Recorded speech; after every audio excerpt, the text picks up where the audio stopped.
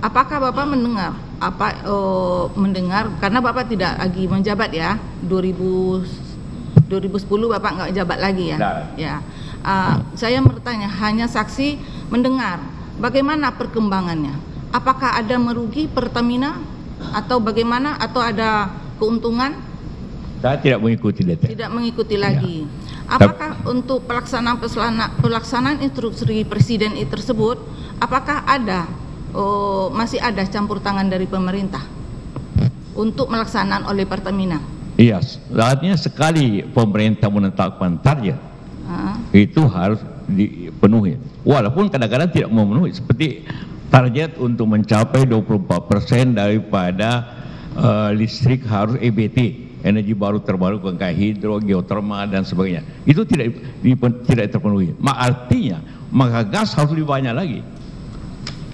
Kalau ini EBT tidak dipenuhi, maka harus diganti dengan energi yang bersih. Dan yang bersih itu ialah gas, LNG.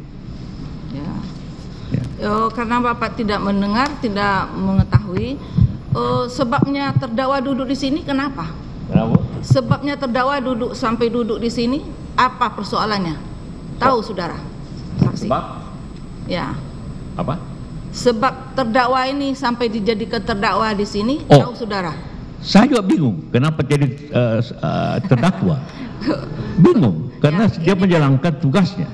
Ya, ini kan berdasarkan instruksi kata Bapak tadi, ada instruksi dari Presiden nomor 1 ditujukan ke Pertamina. Iya, saya ikut. Itu yang saya kejar. Instruksinya itu apa isinya?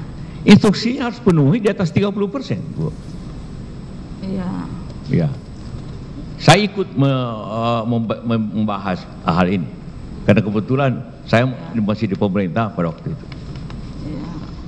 Jadi memang ada kebijakan-kebijakan dalam itu ya. Ya. Jadi Bapak tidak tahu apakah Pertamina itu merugi atau untung, nggak tahu? Tidak. Nggak tahu. Nggak tahu ya. Tapi begini, saya boleh tambahkan, kalau suatu kebijakan bisnis, langkah bisnis rugi, cuma dua kemungkinannya, dia untung dan rugi. Kalau semua perusahaan rugi harus dihukum, maka seluruh BUMN karya harus dihukum. Ya, ini bahayanya. Kalau suatu perusahaan rugi harus dihukum, ya, maka semua perusahaan negara harus dihukum. Dan itu akan menghancurkan sistem. Tidak ada tepuk tangan di sini ya. Karena di sini bukan menonton ya, kita mendengar fakta di sini ya. Tolong jangan bertepuk tangan dalam persidangan. Ya, kalau memang benar keterangan saksi ini dipahami aja masing-masing.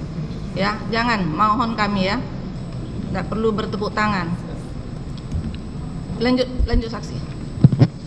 Lanjut. Ya, tadi saya katakan Bu, bahwa ini adalah suatu kebijakan yang juga dipengaruhi oleh masalah dari luar, masalah COVID contohnya.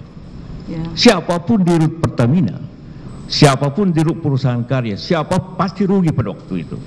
Karena tiba-tiba AC dipadamkan, kita tidak kerja, orang tidak ke mall, orang tidak, industri tutup, pasti harga turun, pasti rugi.